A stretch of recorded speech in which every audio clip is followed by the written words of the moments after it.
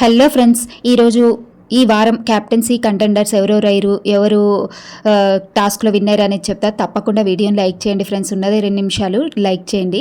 ఇక నిన్న మీలో ఎంతమందికి దివ్యను చూస్తే అసలు వరెస్ట్ అనిపించింది? నిన్న గౌరవ్తో ఆమె మాట్లాడే విధానం కానీ, ఆమె వరెస్ట్ బిహేవియర్ కానీ అసలు ఎంతమందికి నచ్చలేదో కామెంట్ చేయండి. గౌరవ్ని తీసి పడేసినట్టుగానే మాట్లాడుతుంది దివ్య. ఆమె అయితే వాడు వీడు అనొచ్చంట. ఆ గౌరవ్ అది అనేసరికి ఫీల్ అయిపోతుంది. అది ఏంటి దివ్య అంటూ చెప్తుంది.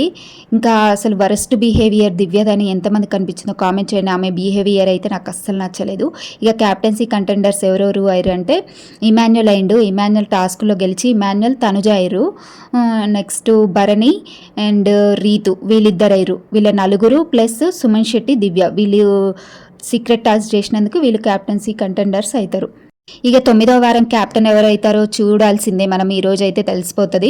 కానీ టాస్కులు బాగా ఆడింది మాత్రం ఇమాన్యుల్ అండ్ గౌరవ్. వీళ్ళిద్దరు అయితే చాలా బాగా ఆడారు టాస్కులు.